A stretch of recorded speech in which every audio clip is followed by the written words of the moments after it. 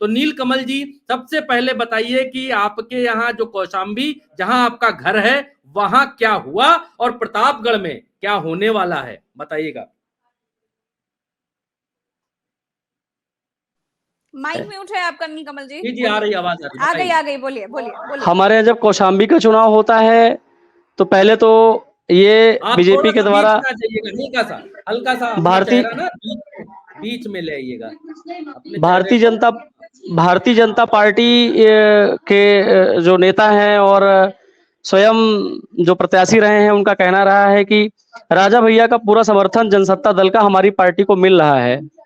परंतु कौशाम्बी में हुआ क्या है पहले ही बताइएगा, गड़बड़ हो गया है क्या? कौशाम्बी का चुनाव जो है तो 50-50% समझ में आ रहा है दोनों के पक्षों में। अब तक का जो चुनाव दिख रहा है लोगों में, अच्छा। वोट देने के बाद भी आज तक वोटर अभी तक सस्पेंस में है कि किस पार्टी को हमने वोट किया है और कौन जीत रहा है।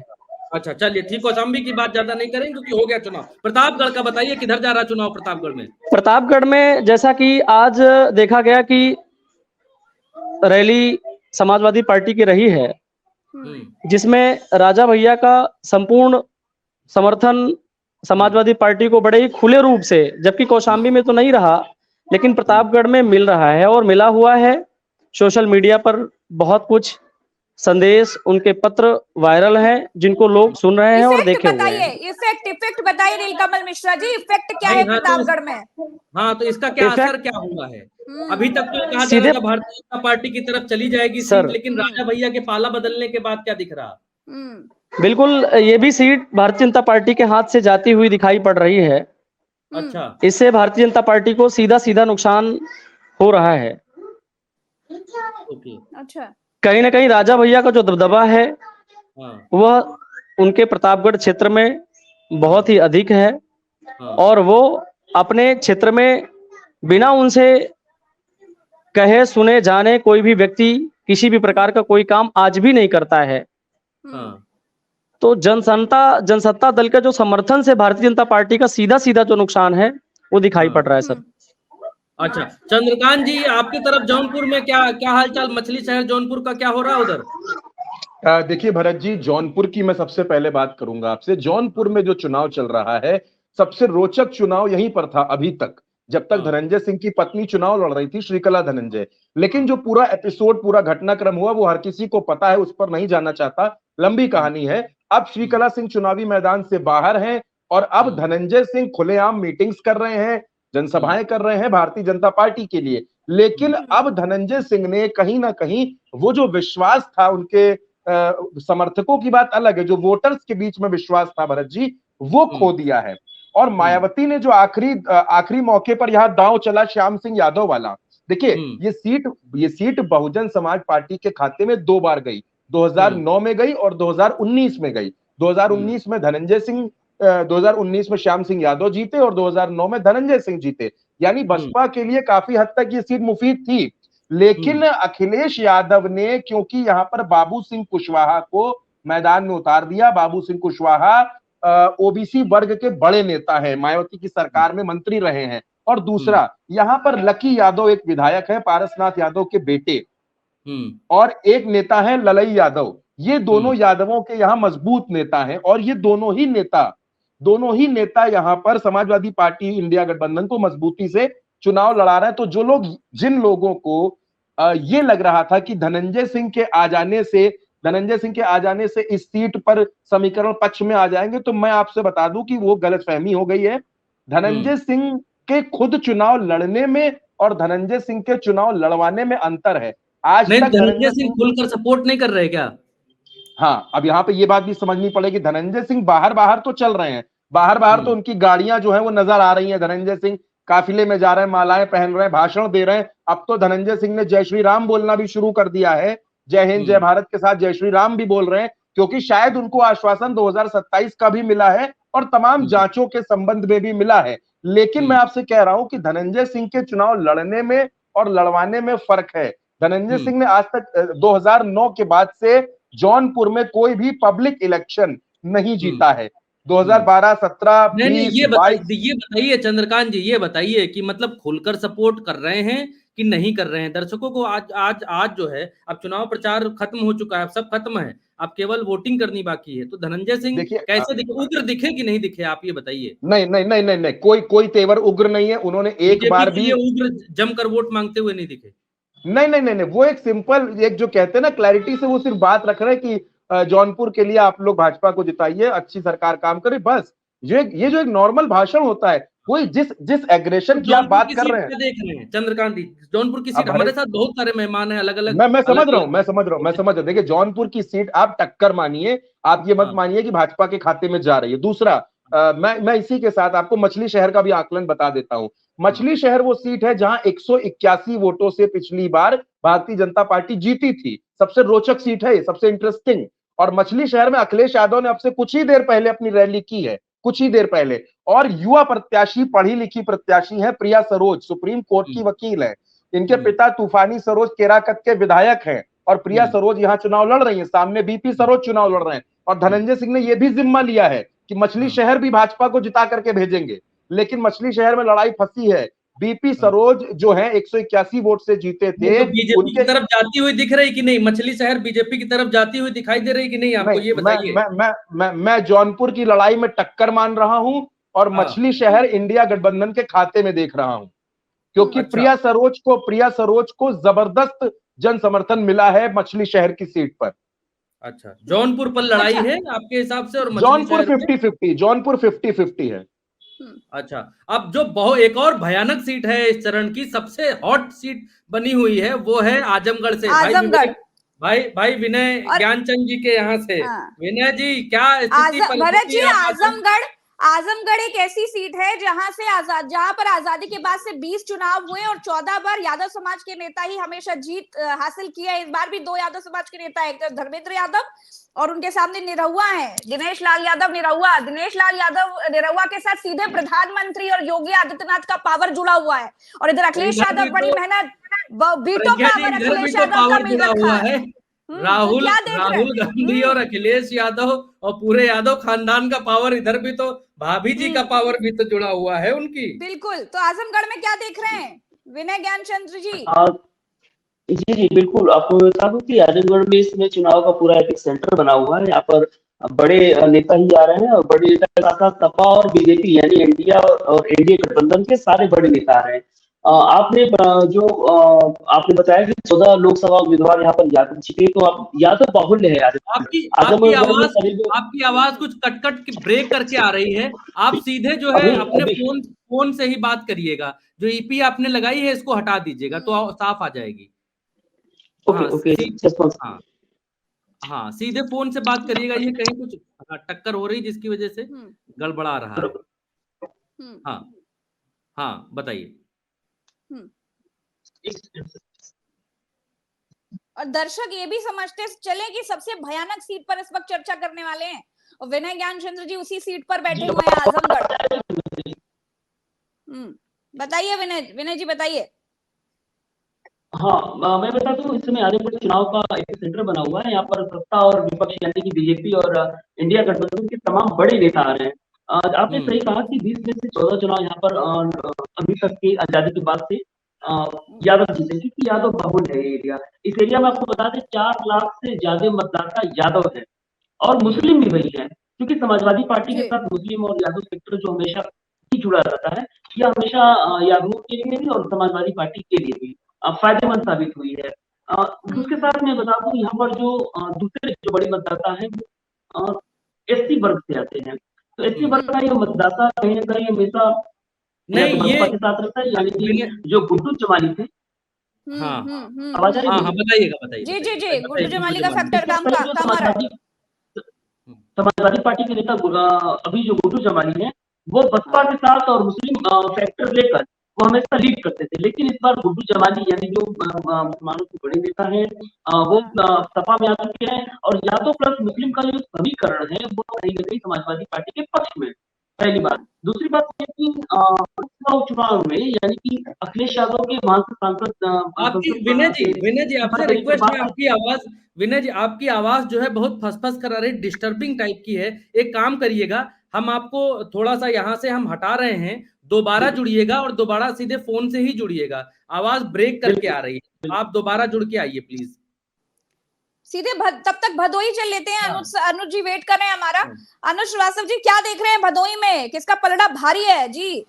देखिए, भदोही की सीट बड़ी इंटरेस्टिंग सीट है। यहाँ पर टीएमसी के प्रत्याशी उतारे गए हैं। एक सीट इकलौती ऐसी है उत्तर प्रदेश में जहां से टीएमसी चुनाव लड़ रही है, और वो भी यूं कि अखिलेश यादव ने वादा किया था ममता दीदी से कि एक सीट आपको दी जाएगी और वो भदोही सीट होगी, और भदोही सीट पर ललितेश पति त्रिपाठी को उतार दिया है। ललितेश पति त्रिपाठी देखिए हैं तो टीएमसी के कैंडिडेट, लेकिन ऐसे मान के चलिए कि वो इंडिया गठबंधन की तरफ से चुनाव लड़ रहे हैं। अखिलेश यादव ने देखिए रैली भी की और पूरा समर्थन उनको देने के लिए कहा है। ललितेश पति त्रिपाठी के सामने डॉक्टर विनोद बिंद हैं, जो कि भारतीय जनता पार्टी से चुनाव लड़ रहे हैं। ये देखिए, ये विनोद बिंद हैं और ललितेश पति त्रिपाठी और हरिशंकर चौहान बीएसपी से। यहां पर ललितेश पति त्रिपाठी देखिए ब्राह्मण चेहरा है और ब्राह्मण वोट बैंक। नजर दौड़ाएं अगर हम लोग, इस सीट पर 18.5 लाख वोटर्स हैं और 3,25,000 ब्राह्मण वोट बैंक है। वहीं बिंद की बात करें तो 2,95,000 बिंद वोटर हैं। ललितेश पति त्रिपाठी पुराने कांग्रेसी नेता रहे हैं, प्रियंका गांधी के बहुत खास रहे हैं। प्रदेश अध्यक्ष बनने को लेकर उन्होंने इच्छा जाहिर की थी, लेकिन बन नहीं पाए थे। उसके बाद नाराजगी जाहिर हुई और उसके बाद वो चले गए। एक बड़ा राजनीतिक उनका घराना रहा है, राजनीतिक परिवार रहा है। तो बहुत अच्छा, लोग जो कह रहे हैं कि बहुत अच्छा चुनाव ललितेश पति त्रिपाठी यहां पर लड़ते हुए दिखाई दे रहे हैं और टक्कर देते हुए दिखाई दे रहे हैं। खास बात यह है, इसके साथ ही साथ यहां पर मुस्लिम 2,55,000 हैं और 1,55,000 यादव वोट बैंक है। तो अच्छा खासा समीकरण इनकी तरफ बनता दिखाई दे रहा है। ब्राह्मण वोट बैंक पे अगर ये सेंध लगा लेते हैं तो आगे आने वाले वक्त में इनके लिए अच्छी खबर भी निकलकर सामने आ सकती है 4 जून को। लेकिन अगर ब्राह्मण वोट बैंक को नहीं अपनी तरफ ला पाते हैं, यादव, मुस्लिम और ब्राह्मण वोट बैंक, हालांकि टक्कर पूरी सीधी दे रहे हैं, इसमें कोई दो राय नहीं है। अगर आप मुझसे पूछेंगे कि यहां पर कितने परसेंट पे बांटेंगे दोनों तरफ को, इंडिया गठबंधन या फिर टीएमसी को या फिर भारतीय जनता पार्टी के बीच में कितने परसेंट की टक्कर है, तो यहां पर मैं कहूंगा कि अभी 50-50 का मामला है। ना किसी को आगे कर सकते हैं ना किसी को पीछे कर सकते हैं। लेकिन इन सब के बीच में एक बात जरूर है कि ललितेश पति त्रिपाठी बहुत मेहनत करते दिखाई दे रहे हैं। अगर भदोही फंस भी गया है तो बड़ी बात है, क्योंकि भदोही में बहुत लोग इस बात का क्रिटिसिज्म कर रहे थे कि इंडिया गठबंधन वालों को कोई प्रत्याशी नहीं मिला, बताओ, कोई समाजवादी नहीं मिला, कोई कांग्रेसी नहीं मिला, बताओ, टीएमसी बंगाल से लाके बंगाल वाले पार्टी को दे दिया। तो अगर एकदम ठीक बात है, एकदम ठीक बात है। जब ललितेश पति त्रिपाठी का जब नाम सामने आया था, फंस कैसे गई यहाँ? हाँ, मैं यही कह रहा हूं कि ललितेश पति त्रिपाठी का जब नाम सामने आया था तो बहुत लोगों ने आलोचना की थी कि ललितेश पति त्रिपाठी को क्यों कोई एक मजबूत कैंडिडेट दिया जा सकता था समाजवादी पार्टी की तरफ से। लेकिन वो पुराना वादा जो कि अखिलेश यादव ने ममता दीदी से किया हुआ था उसको पूरा किया गया है। और अच्छी बात इंडिया गठबंधन के पॉइंट ऑफ व्यू से ये निकल कर आ रही है कि ललितेश पति त्रिपाठी बहुत ही ज्यादा तगड़ा चुनाव लड़ रहे हैं, बहुत ही मेहनत कर रहे हैं, जगह जगह पर जा रहे हैं और बड़ी चुनौती देते दिखाई दे रहे हैं। तो भदोही की सीट देखिए, अगर फंस जाए तो चौंकिएगा नहीं। अच्छा, भदोही की तो बात हो गई। हमारे तो विनय ज्ञानचंद जी फिर से दोबारा से आ गए हैं। विनय जी, बात आधी अधूरी रह गई थी। गुड्डू जमाली क्या कर रहे हैं, क्या कुछ खास कर पाएंगे? नहीं जी बिल्कुल, गुड्डू जमाली एक बड़ा फैक्टर होंगे वहां समाजवादी पार्टी के लिए, क्योंकि जिस तरीके से उनके साथ जो हो रहा है, कहीं कहीं बसपा का अनुभव, दलित वोटों का अनुभव, वो समाजवादी पार्टी को, इंडिया गठबंधन को बड़ा फायदा देगा। आपको बता दें कि लोकसभा उपचुनाव जिस तरीके से विनोबा ने यह चुनाव जीता था, यह काफी माइनर वोट से इन्होंने चुनाव जीता था।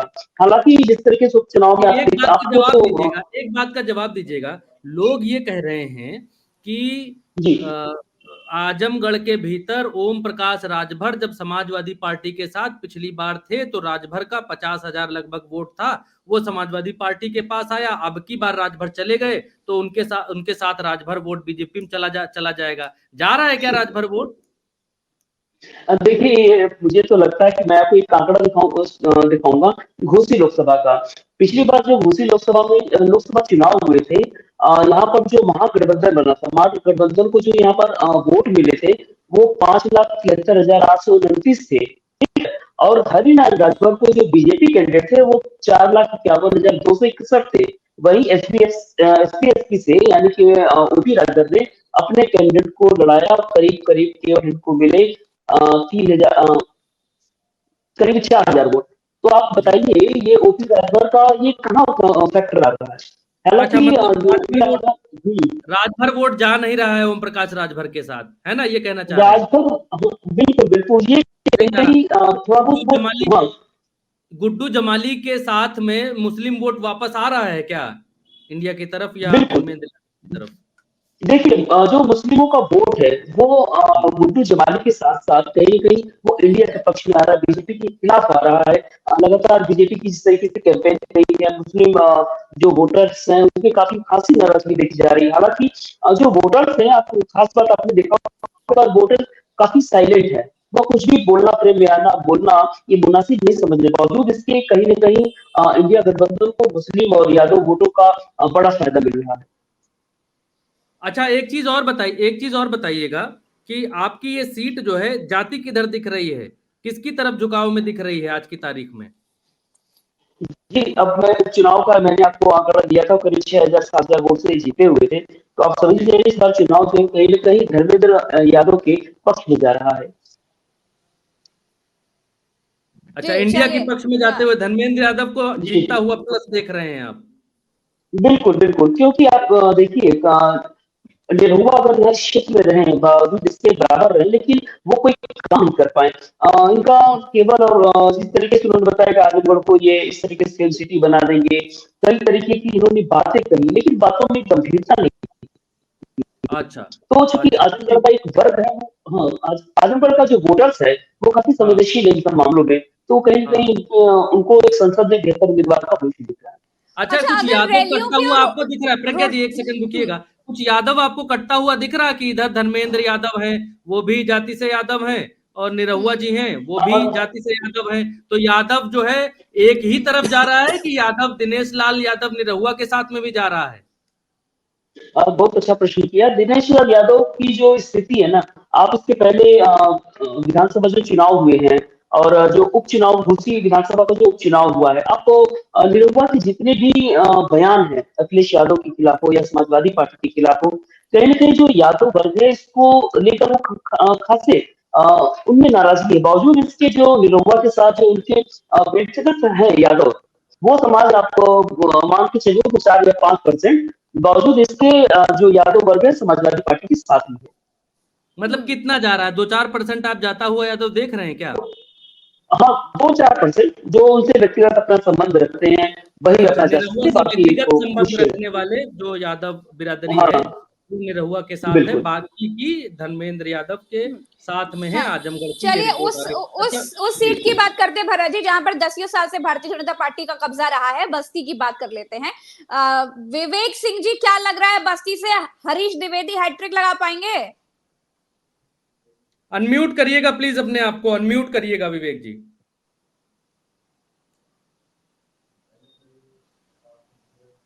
अनम्यूट करिएगा वहां पर जो है। हाँ, नहीं ये बात नहीं कह रहे आप उसको अनम्यूट करिए। आवाज नहीं आ रही आपकी, आवाज नहीं आ रही, उसमें म्यूट लिखा होगा, उसके ऊपर क्लिक करिए मोबाइल में अपने, देखिए म्यूट के ऊपर क्लिक करिए, म्यूट जहां लिखा हुआ है विवेक जी, जहां पर आ गई, बढ़िया, बताइए।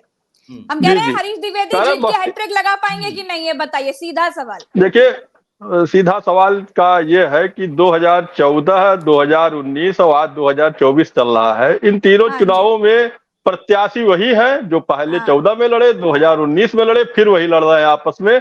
अब बस्ती का चुनाव कभी एक तरफा नहीं गया है।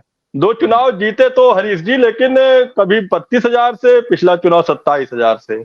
और समीकरण ऐसा है कि बस्ती का चुनाव कोई यह नहीं कह सकता कि एक तरफा जा रहा है, लेकिन लड़ाई कठिन है। दूसरा, सामाजिक समीकरण जो है, जातिगत समीकरण जो है, वो दोनों तरफ से एकदम टाइट है।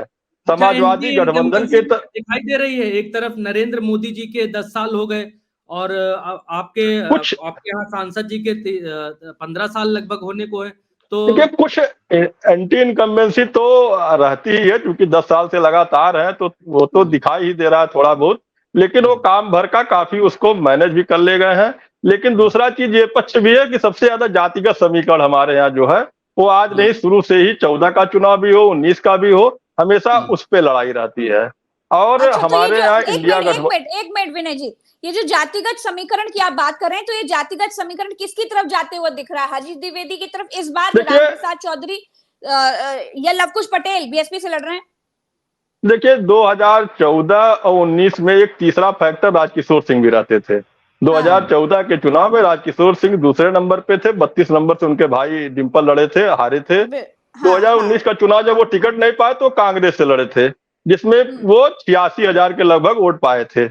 तो वो अभी चुनाव से 20-25 दिन पहले भारतीय जनता पार्टी ज्वाइन कर लिए हैं। उनका व्यक्तिगत जनाधार इस जिले में है, ये सभी लोग जानते हैं। उनके साथ एक मतलब लोगों का जुड़ाव है। उनके आने से जो उनका समीकरण बिगड़ा था, हरीश द्विवेदी का जो समीकरण बिगड़ा था, उसमें थोड़ा सा एक मैनेज अच्छा हुआ है। लेकिन साथ में ये लवकुश पटेल कैसा लड़ रहे हैं आपके यहाँ से चुनाव? बसपा देखिए लवकुश नहीं, पहले जो भाजपा से बगावत करके दयाशंकर मिश्रा जी जो टिकट पाए थे, जो पूर्व जिला अध्यक्ष थे भाजपा के, वो बसपा से टिकट पाए थे, तो वो तब तक तो बसपा ठीक चल रही थी। लेकिन अभी ऐन वक्त में जिस समय धनंजय सिंह का टिकट कटा, उसी समय मायावती ने वो टिकट बदल करके लवकुश पटेल को दे दिया, जिनके पिता पूर्व विधायक रहे हैं यहाँ से। लेकिन वो इतना अभी एक कम उम्र है, कोई राजनीतिक तजुर्बा नहीं है। चुनाव में तो है, अब कोई अपना वोट बैंक काट ले जाए ऐसा बहुत नहीं के बराबर दिखाई दे रहा। 5-10 हजार की संख्या को नहीं कहा जा सकता। बाकी जो बसपा का मूल वोटर है, उसको अगर वो प्राप्त कर ले, वही बड़ी उनके लिए उपलब्धि रहेगी। किधर देख रहे हैं, किधर जाती हुई दिख रही है, किधर जाती हुई दिख रही है? हमारे यहाँ एकदम टाइट चुनाव, बस्ती में एकदम टाइट चुनाव है। कोई यह नहीं कह सकता है कि किधर जाएगा चुनाव, क्योंकि एक जो वहाँ का समीकरण है कुर्मी यादव मुस्लिम एकदम टाइट है, वो सपा गठबंधन की तरफ जा रहा है। दूसरी तरफ सवर्ण वोटर ब्राह्मण ठाकुर बनिया ये एक तरफ जा रहे हैं। जो अति पिछड़े में जो चौहान राजभर और नाऊ केवट ये जातियां जिस तरफ जाएंगी उसी का चुनाव निकलेगा। अच्छा चंद्रकांत कुछ कहना चाहेंगे क्या? विवेक जी मेरा एक सवाल ये है कि आपके जिले के जो कई बार विधायक मंत्री रहे बाहुबली हैं राजकिशोर सिंह और उनके भाई जिनको अमित शाह की मौजूदगी में बीजेपी में शामिल कराया गया, तो वो क्या कोई फैक्टर बन पाए हैं या फिर ऐसा ही चल रहा है कोई? नहीं, उनके आने से भाजपा यहाँ मजबूत हुई है। नहीं तो शुरुआती स्थितियों में तो 1 महीने पहले चुनाव, 20 दिन पहले तक चुनाव ऐसा लग रहा था कि सपा गठबंधन यहाँ पे ज्यादा भारी है। लेकिन उनके आने से, चूंकि एक हरैया ऐसी सीट है जो पिछली बार भी हरीश द्विवेदी जी को चुनाव जिताई थी, 42,000 की लीड इकट्ठे उसी विधानसभा में मिली थी, इसलिए वो बहुत बड़ा विधानसभा कारण है। लेकिन यहाँ के जो वर्तमान विधायक भाजपा से एकमात्र है अजय सिंह, उसमें उनका रूठना और उनका चुनाव में न लगना, बाद में भी 4-5 दिन पहले उनकी ड्यूटी भी भदोही चंदौली में शायद लगा दी गई है, वो यहाँ चुनाव में है भी नहीं। अब उसका कुछ नुकसान होता है। लेकिन जी एक आखिरी सवाल आपसे इसी से कनेक्टेड पूछ रहा हूं कि क्या राजकिशोर बघेल को कोई ऐसा मजबूत आश्वासन भी मिला है इंटरनल? आपके पास कोई ऐसी जानकारी है? अब क्योंकि बड़े नेता रहे हैं, 3 बार मंत्री रहे हैं और एक अच्छा कद रहा है उनका, तो बिना आश्वासन के तो ऐसा नेता तो पार्टी में आएगा नहीं। तो कुछ ना कुछ तो जरूर आश्वासन रहा होगा, या अगले मतलब विधानसभा चुनाव का टिकट का ही रहा हो। मतलब अजय सिंह इसी वजह से तो करती नहीं है। अजय सिंह इसी वजह से नाराज हैं। हाँ, अजय सिंह नाराज है। अजय सिंह चुनाव में भी नहीं है। फिलहाल बस्ती में परसों वोटिंग पड़नी है, लेकिन आप उनका फेसबुक भी चेक करेंगे तो वो चंदौली में चुनाव प्रचार कर रहे हैं महेंद्र पांडे जी का। अच्छा चंद्रकांत, कुछ आकलन कुछ है क्या आपके पास? अंदर की खबर कुछ है क्या? नहीं, मैं यही समझना चाह रहा था, क्योंकि अजय प्रताप सिंह ने चुनाव हराया था राजकिशोर को हरैया में, और अजय प्रताप सिंह जैसा कि विवेक जी, क्योंकि ये जानकारी मेरे पास थी, लेकिन क्योंकि विवेक जी वहां की नब्ज को समझते हैं। विधायक थे ना हरैया के वो तो? जी विधायक है, वर्तमान में अजय सिंह विधायक हैं। तो अब जब सिटिंग एमएलए साथ नहीं दे रहा है हरीश द्विवेदी का, तो ये बड़ी बात है। और अभी 2 दिन पहले एक तस्वीर आई जिसमें प्रधानमंत्री नरेंद्र मोदी हरीश द्विवेदी का हाथ पकड़े हुए मंच पर बैठे हैं। बड़ा माहौल बनाया उन्होंने हरीश द्विवेदी के लिए, बड़ा भाषण दिया, और सिटिंग विधायक तक नाराज है। और अगर मैं गलत नहीं हूं, राजकिशोर सिंह वही है जो अखिलेश यादव की सरकार में मंत्री थे, तमाम मामलों में जांचें भी इनके खिलाफ थी, और अब क्योंकि ये भाजपा में शामिल हो गए हैं तो मजबूती मिल गई है। अब भाजपा में आ गए हैं राजकिशोर सिंह और उनके भाई डिंपल सिंह। भरत जी, बाहुबलियों के तौर पर पहचान है राजकिशोर सिंह और उनके भाई की उस क्षेत्र अच्छा, में पूरे। विवेक जी से मैं एक सवाल लेना चाह रहा हूं, लेकिन उससे पहले विनय जी से एक रिक्वेस्ट करूंगा। विनय जी, अगर आप अपना फोन बदल पाए तो प्लीज बदलिएगा। आप बहुत जो है बहुत तगड़ी सीट पर हैं, लेकिन आपकी आवाज क्रैक करके आती है। अगर कोई फोन दूसरा आपके पास हो, उससे अगर जुड़ पाए तो प्लीज जुड़िएगा जी। विवेक जी, एक फैक्टर और जो ठाकुरों वाला फैक्टर उत्तर प्रदेश में राजपूतों वाला फैक्टर चल रहा है कि राजा भैया नाराज हैं और राजपूत समाज नाराज है। राजपूत समाज योगी आदित्यनाथ के पीछे खड़ा हुआ है कि अगर मोदी और शाह प्रचंड बहुमत के साथ जीते तो योगी जी के ऊपर खतरा मंडरा सकता है। ये अरविंद केजरीवाल कह रहे हैं, तमाम सारे लोग कह रहे हैं। योगी जी ने खुद भी कहा कि मैं सनातन के लिए कुर्बान, ऐसी सत्ताएं कुर्बान कर दूंगा। तो ये राजपूत वाला फैक्टर कुछ आपकी तरफ दिख रहा है क्या? कुछ है ऐसा? नहीं, शुरुआत में जब पहले 2 चरण के चुनाव चल रहे थे तब ऐसा माहौल था, लेकिन शुरुआत में माहौल था, ठाकुर कुछ गड़बड़ थे यहाँ के और विरोध भी कर रहे थे। लेकिन चुनाव आते आते जब राजकिशोर सिंह आ गए भाजपा में, दूसरा फिर यहाँ ब्रिजभूषण सिंह को बगल की सीट से टिकट उनके लड़के को मिल गया, तो वो धीरे धीरे चीजें काफी मतलब वो कम हो गई है। वो मतलब वो ऐसा कुछ अभी जिले में दिखाई नहीं दे रहा है थोड़ा। और उसके साथ साथ धनंजय सिंह का 2 कार्यक्रम हरीश द्विवेदी ने यहाँ बुला करके इसीलिए कराया, और काफी ठाकुर समाज को जोड़ने के लिए काफी मेहनत भी किए वो। तो अब देखिए इसका क्या रहता है। लेकिन उन्होंने धनंजय सिंह, हमें लग रहा है प्रदेश में कोई ऐसा एक ही लोकसभा होगा बाहर जौनपुर के, जहाँ उन्होंने आकर के 2 कार्यक्रम किए। अभी 5 दिन पहले आए थे, 2 जगह उनकी सभा लगी हुई थी, केवल इसी को मैनेजमेंट करने के लिए, कहीं से कुछ गड़बड़ ना हो। लेकिन ठाकुर तो नाराज है ना, क्योंकि मैं अभी जो देख पा रहा हूं, भरत जी, रामदास अठावले का एक बयान आया है। रामदास अठावले ने कहा है कि राजा भैया का बैकग्राउंड पूरा उत्तर प्रदेश जानता है, कुछ गुंडे लोगों को भी वोट मिल जाता है, और मैं अनुप्रिया पटेल के बयान का समर्थन करता हूं। सिर्फ चुनाव जीतने से कोई राजा नहीं बन सकता। और राजा भैया का असर क्या है? पूर्वांचल की 22 सीटों पर 30 लाख वोटर ठाकुर है भरत जी, 30 लाख वोटर। और ज्यादा ठाकुरों की समीकरण तो समझना है तो अगली इंटरेस्टिंग सीट तो फिर राजदेव शुक्ला जी समझाएंगे, सुल्तानपुर। हाँ, राजदेव जी क्या कहता है आपका आकलन क्या कहता है? सुल्तानपुर में क्या होने जा रहा है? सर नमस्कार सभी को। राजदेव जी, आप अपना माइक म्यूट। हाँ, वो सुल्तानपुर में आपके तो बड़ा सियासी पारा हाई हो गया जब से सोनू सिंह समाजवादी पार्टी में आ गए हैं। नमस्कार मैम, सभी साथियों को नमस्कार। हमारा सुल्तानपुर हमेशा से ही हॉट सीट रही है और हमेशा से ही एकदम पूरे प्रदेश में जलवा बिखेरती रही है। चाहे वो संजय गांधी के टाइम पे अनडिवाइडेड जिला हो, कि संजय गांधी 1977 में चुनाव हारते हैं और दिल्ली से मैसेज होता है कि दिल्ली तक की सड़कें खाली होनी चाहिए, कि कोई एक गाड़ी अमेठी से दिल्ली की तरफ जा रही है। तो कम से कम उनकी पत्नी यहाँ मैदान में है, पहले बेटा था और पत्नी है। और वरुण गांधी यहाँ 2,55,000 से 2014 के चुनाव में जीते थे। उसके पहले 2009 में संजय सिंह ने कांग्रेस पार्टी के साथ मिलकर के 1,01,000 वोटों से चुनाव जीते थे।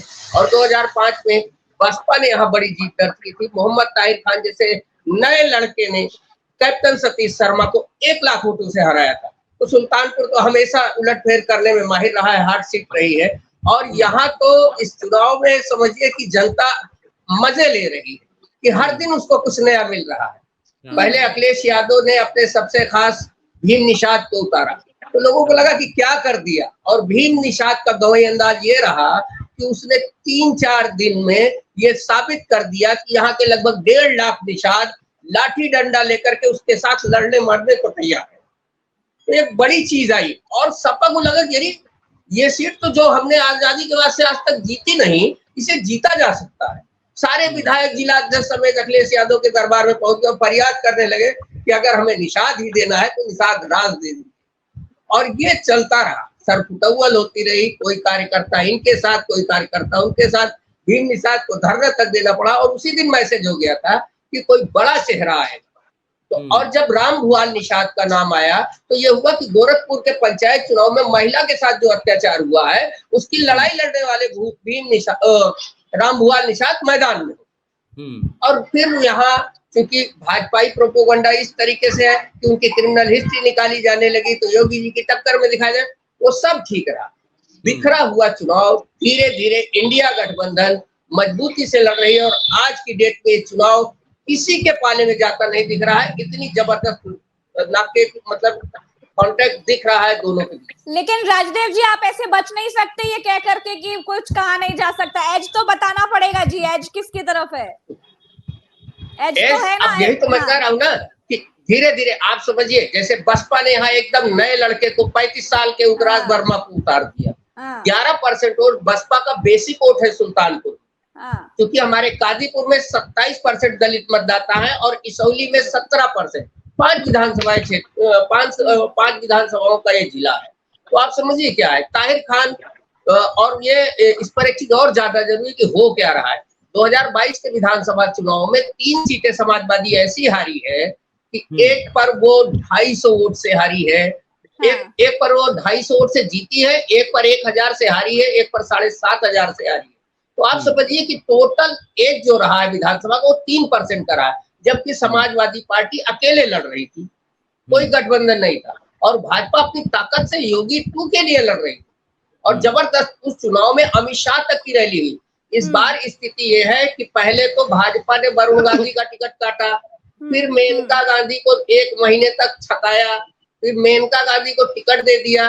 न मोदी जी, न अमित शाह, न जेपी नड्डा, न राजनाथ सिंह, किसी बड़े आदमी ने यहाँ ना तो यहाँ रैली की, ना ही इर्द गिर्द कहीं रैली करके कोई संदेश दिया।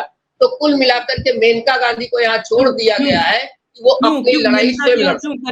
क्यों नहीं की योगी जी ने, मोदी जी ने क्यों रैली क्यों नहीं की? क्या कारण देख रहे? करते तो क्या कारण नहीं, योगी जी की रैली, भरत जी योगी जी की कल रैली हुई है यहाँ हमारे यहाँ बीजेपी महावीरन धाम है कादीपुर में, वहां योगी जी ने रैली की है।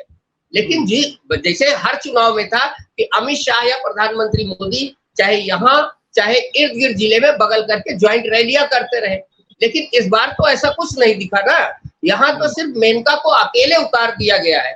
अच्छी बात यह है कि मेनका गांधी क्योंकि गांधी परिवार की बहू हैं और संजय गांधी का फैक्टर, यहाँ जो भी राजनीतिक आपको पुरोधा दिखेंगे वो कहीं ना कहीं संजय गांधी के हाथ के निकाले हुए, उनके साथ काम किए हुए लोग, उनके बच्चे भी आज राजनीति में अगर कहीं हैं तो वो अपने पिता की भावनाएं, क्योंकि सुल्तानपुर एहसान मानने वाले नेताओं का जिला रहा है। यहाँ प्रधानमंत्री अनडिवाइडेड जिले में स्वर्गीय राजीव गांधी थे, तो यही से हमारे यहाँ श्रीपद मिश्रा मुख्यमंत्री हुए हैं। तो राजनीतिक बहुत ही जागरूकता रही है और ढेर सारी चीजें सामने है। लेकिन मेरा एक सवाल है जी सर राजदेव जी की भाई वहां पर राम बुआल निषाद और भीम निषाद बेटर प्रत्याशी कौन था आप लोगों की नजरों में? और दूसरा, भीम निषाद ने अखिलेश यादव के मंच पर पहुंचकर भाषण भी दिया, तो लोगों ने बड़ी चर्चाएं की कि भाई उनका मंच पर आना और भाषण देना किसी तरह की कोई नाराजगी, क्योंकि आप ग्राउंड पर हैं तो असलियत बता सकते हैं कि क्या इंडिया गठबंधन कंफर्टेबल जोन में दिखाई दे रहा है सुल्तानपुर में? सर इस तरीके से आप समझ सकते हो, भीम निषाद का जो शुरुआती रुझान रहा है कि गंवई अंदाज और चुटहिलापन वाला भाषण, जो वोटर है समाजवादी के बेस वोटर है, जो पिछड़े अति पिछड़े गरीब है, जो उनको सुनने में अच्छा लगता था, उस शैली की बात करते। उस शैली में उन्होंने एक हफ्ते में अपने आप को मेकओवर कर दिया कि लोगों जैसे हम ही लोग चर्चा करते थे, उनका बाइट करने गए और बात करना शुरू किए तो लगता था कि भीम कुछ और बोले, एकदम मजाकिया अंदाज में। लगता ही नहीं था कि नेता और कार्यकर्ता के बीच की दूरी रह पाए। और अखिलेश यादव ने बड़ी मेहनत करी है कि भीम निषाद को किसी तरह संभाल करके रामबुआल के साथ खड़ा किया। अच्छा राजदेव जी सुल्तानपुर में मैं चंद्रकांत हूं, मैं आपसे सिर्फ एक सवाल समझना चाहता हूं कि सुल्तानपुर में जो भद्र परिवार है, मायंग गांव का जो भद्र परिवार, सोनू समाजवादी पार्टी में शामिल होते हैं। पिछले चुनाव में सोनू 14,520 वोटों से चुनाव हारते हैं, मेनका गांधी के सामने लड़ते हुए गठबंधन के प्रत्याशी थे। आज जब हम आपसे बात कर रहे हैं तो मुझे कुछ घंटे पहले मायंग में ही उनके घर पर बड़ी बैठक हुई है, बड़ी जनसभा हुई है, जिसमें रामबुआल निषाद भी थे और तमाम लोग पहुंचे थे। तो आप ये बताइए कि क्या जो 25 मई को मतदान होने जा रहा है, सोनू मोनू कितना बड़ा फैक्टर है, और सोनू मोनू समाजवादी पार्टी में आए हैं तो आगे सुल्तानपुर में उनकी राजनीति क्या रहने वाली है?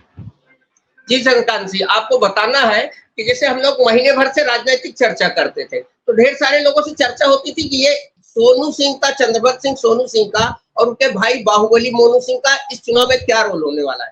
मैं सबको ये कहता था कि ये चीजें 20 मई के बाद खुलेंगी और इसके पहले कोई चर्चा नहीं। अब आप देखिए क्या हुआ कि चंद्रभद्र सिंह सोनू के इतिहास को देखिए कि वो आदमी जो अपने पिता की हत्या, क्योंकि संत ज्ञानेश्वर के ऊपर आरोप लगा, इंद्रभद्र सिंह बहुत ही लोकप्रिय विधायक, उनकी हत्या के बाद जब ये निकल के आए हैं तो पूरे जिले में इनका नाम रहा, और खास तौर पर पिछड़ा वर्ग। इन्होंने अपने राजनीति की शुरुआत जो है समाजवादी पार्टी से की थी, और मुलायम सिंह इनको अपने बेटे की तरह मानते थे। नेताजी ने इनको, मुझे वो घटना याद है सन 2008 में जब ये सपा से विधायक थे और मायावती ने उनके ऊपर ढेर सारे मुकदमे लादे, तो इन्होंने सपा से, विधानसभा से इस्तीफा दे दिया था और बसपा ज्वाइन कर उपचुनाव में चले गए। और जब 2010 में जब ये चुनाव जीत करके बसपा से विधायक बने, और 2010 के पंचायत चुनाव के दौरान इनके बगल गांव मझवारा में कानूनगो रहे राम कुमार यादव की नृशंस हत्या हो जाती, जिनका इनके लोगों पर इनकर सीधा आरोप आया था।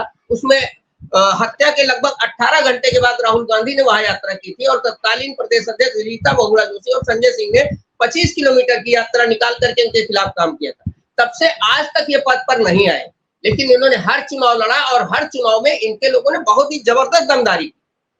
कमला यादव के रूप में एक बड़ी नेता को खड़ा किया गया, लेकिन चूंकि राजनीतिक शिकार हुई, वो धीरे धीरे वो फैक्टर अलग है। सोनू सिंह का जहां तक मामला है, पिछले चुनाव में इसीलिए गठबंधन की सीट बसपा में गई, क्योंकि सोनू सिंह को चुनाव लड़ाना था, सपा सीधे उनको टिकट नहीं दे सकती थी, इसलिए बसपा से लड़ाया गया। और यकीन मानिए पिछली बार ही यहाँ गठबंधन जीत जाता, अगर सोनू सिंह के अलावा किसी दूसरे प्रत्याशी को यहाँ टिकट दिया जाता तो मेनका गांधी कम से कम 50,000 वोटों से हारती। लेकिन जब भाग्य की बात है कि 14,000 वोटों से वो जीती, लेकिन जीतने के बाद वो लगातार ही भद्र परिवार पर आक्रामक रही। राजदीप जी, एक छोटा सा एक आखिरी सवाल मैं जरूर लूंगा आपसे, मतलब मेरा ये आखिरी सवाल है, बाकी तो मैं इसको कंप्लीट कर लूं अगर थोड़ा सा। तो अर्चना सिंह जिला पंचायत अध्यक्ष की उम्मीदवार हुई जिला पंचायत सदस्य होकर, वार्ड नंबर 24 से जिला पंचायत समिति। उनके ऊपर इस सरकार में मुकदमे हुए, इनके ऊपर चंद्रभद्र के ऊपर मुकदमे हुए, उन्होंने 5 महीने जेल भी काटा, और लास्ट मोमेंट में उन्होंने सपा को, अखिलेश यादव ने उनको सपा में शामिल कराया, और इधर वो सपा में शामिल होते हैं, उधर कमला यादव को योगी आदित्यनाथ के मैदान पर भाजपा ले जाकर के भाजपा में शामिल करा देती। अब आप समझिए कि क्या क्या दिलचस्प चीजें चल रही, तो दुश्मन को दुश्मन और बना करके सबको एक दूसरे के सामने खड़ा करने की चीजें चल रही। और आज तो वरुण गांधी ने लगातार कम से कम दर्जनों नुक्कड़ सभाएं की है। आज चुनाव मैदान में वरुण गांधी भी थे। मैं इसी पर आ रहा था, मैं एक चीज, मैं सर बस 30 सेकंड में सुल्तानपुर में सवाल मेरे पास भी है, एक सवाल मेरे पास भी है। मैं बात करूंगा सर, जो मेरे पास है सब आपका है, उसमें कुछ ऐसा नहीं करना है। मैं ये कह रहा था कि आज चंद्रभद्र सिंह सोनू ने अपने आवास पर एक बड़ा जनसंवाद रैली का आयोजन किया था, जिसके लिए 3 दिन पहले से, कल चूंकि मैंने सपा कार्यालय में उनकी प्रेस भी करी थी, 3 दिन पहले से 10 लोग पूरी लोकसभा में उनके जितने समर्थक है, जितने लोग हैं, सबको फोन करके बाकायदा कॉल किया गया, और वो जो उपस्थिति रही 95% रही। ये बड़ी चीज है। उनके साथ जो जनाधार है, कुछ एक घटनाएं हैं जिन्होंने उनको पीछे किया, अगर ये घटनाएं उनके साथ न जुड़ी होती तो आज वो प्रदेश के कद्दावर नेताओं में होते। क्योंकि 2 तरीके की पॉलिटिक्स हमारे देश में चलती है, प्रदेश में चलती है।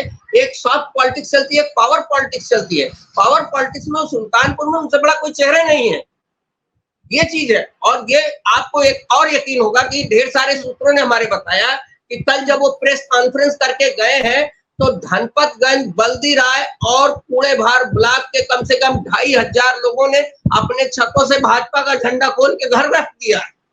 अच्छा, ये अब आप समझिए कि क्या हो रहा है। ये 24 घंटे में इसको भाजपा का जो डैमेज हो रहा है, इसको मेनका गांधी किस तरीके से कंट्रोल कर पाएंगी, बीजेपी किस तरीके से कंट्रोल कर पाएगी, जबकि ये तय है कि शीर्ष नेतृत्व मेनका गांधी के साथ नहीं दिख रहा।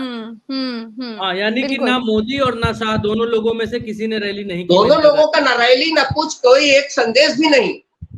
तो अगर एक तरफ किशोर इशारा है जी, पीलीभीत में ये सुनने में आया कि वरुण गांधी के समर्थकों ने समाजवादी पार्टी का सपोर्ट किया जब उनका टिकट काटा गया, तो फिर ये आपके यहाँ पीलीभीत में फिर उनकी माता जी को जिताने के लिए लोग तरह तरह की बातें कर रहे हैं कि हो सकता है इंडिया सपोर्ट करे उनका भीतर खाने, या हो सकता है ऐसा कुछ दिख रहा है क्या आपको? देखिए, इंडिया कैसे सपोर्ट कर सकता है जहां लड़ाई नेक टू नेक हो, राहुल गांधी अखिलेश यादव मंच से ढेर सारी चीजें कह रहे हो, मुद्दे दोनों के अलग अलग हो। अच्छा, पहली बार लोकसभा चुनाव में पूरे देश में देख रहे हैं प्रधानमंत्री आए बाएं साए बक रहे हैं, एक लाइन पर नहीं है। एक मुद्दा 10 साल प्रधानमंत्री रहने के बाद अगर वो सामने ले आते तो बात समझ में आती ना। भैंस चोरी से लेकर मंगलसूत्र तक की बातें हो रही, और पहली बार राहुल गांधी एज कर रहे हैं। उन्होंने कहा खटाखट 8,500 जाएगा, उसका जवाब मोदी दे रहे नहीं। मोदी जब सवाल करते थे जवाब ही नहीं देते। अच्छा, आपके आपके ही बगल की सीट है जस्ट अमेठी, कौन सी? मतलब मैं 15 दिन काम चाहिए सर, मुझे 15 दिन काम करने का वहां मौका लगा है। मैं 20 तारीख को, और यही ये स्मृति ईरानी के अहंकार के शिकार हुए। हम लोग प्रेस कवरेज में थे, हमारी गाड़ी सीज करा दी स्मृति ईरानी ने, उनके गुंडों ने रोक करके, और गाड़ी आज भी सीज है वहां। क्यों? अच्छा। क्यों? वो स्मृति ईरानी की तरफ से एक संदेश था कि कोई भी पत्रकार मेरी बाइट करने के बाद क्षेत्र में नहीं घूमेगा। क्योंकि हम बगल जिले के फ्रीलांसर हैं तो हम लोग निकल गए। हमारे साथ मान्यता प्राप्त जो है पत्रकार बेचारे ब्रजेश उपाध्याय जी, उनकी गाड़ी सीज करा दी गई, मोहनगंज थाने में खड़ी है। दरोगा हमसे कह रहा सर क्या करें, कप्तान हमसे कहा सर क्या करें। हमारी गाड़ी के सारे कागज मौजूद होने के बाद हमारी गाड़ी सीज कर दी गई 4 बजे तक। क्या बोले दरोगा की?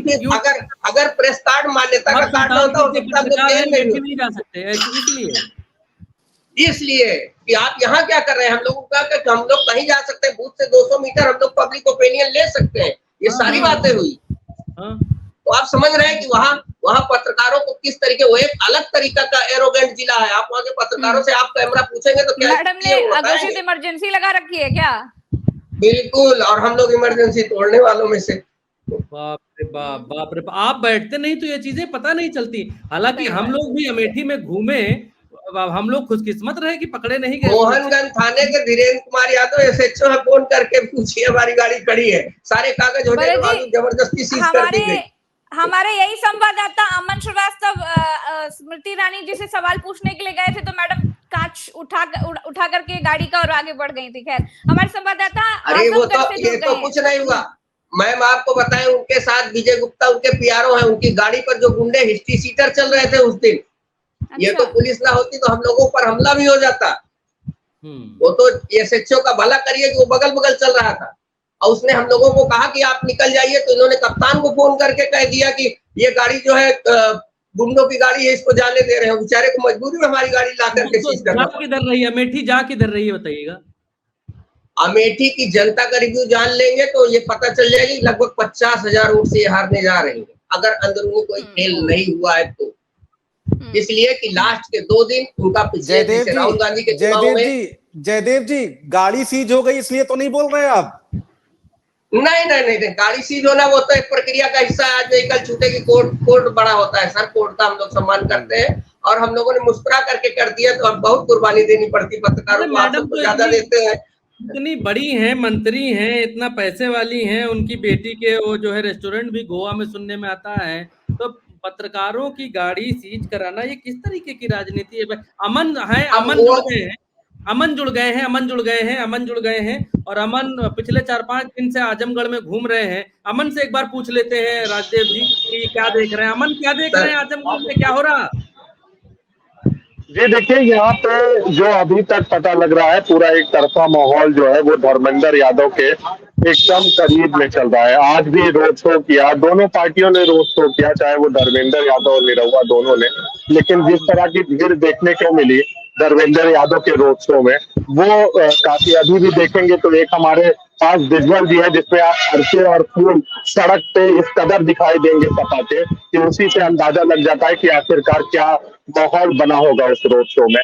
इसके अलावा अगर बात करें तो हम, क्योंकि ग्रामीण इलाकों में भी आज हमने काफी चर्चा लेने के लिए, राय लेने के लिए काफी ग्रामीण इलाकों में भी हम गए, तो वहां पर भी जिस तरह का माहौल था, लोग एक तरफा ही बोल रहे थे, क्योंकि उसमें फैक्टर एक है कि धर्मेंद्र यादव की तरफ ज्यादा रुझान दिख रहे थे।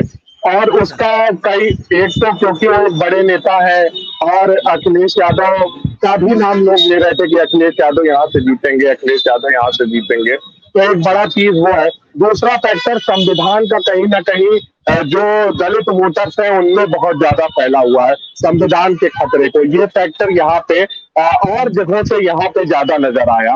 और अगर देखें तो कई ऐसी जगहें थी जहां हम गए जहां पे वोट का बहिष्कार कर रहे हैं, लोग कह रहे हैं कि हमारा पुल नहीं बना है, और हालांकि वहां पे निरहुआ ने उन्होंने कहा कि हमने पिछली बार जो है निरहुआ को वोट दिया था इसलिए कि वो हमारा कुछ काम करेंगे, लेकिन उन्होंने जो शुरुआती काम भी था वो भी पिछले 1.5 सालों में नहीं किया है। तो कहीं उसको लेकर कुछ उस गांव में कुछ वर्गों में जो है वोट का बहिष्कार लोग कर रहे हैं, तो कुछ वर्ग ऐसे हैं जो कह रहे हैं कि हम धर्मेंद्र यादव के तरफ या सपा साइकिल के तरफ फिर से अपना वो करेंगे, रुख करेंगे। तो ये बहुत चीजें देखने को मिली।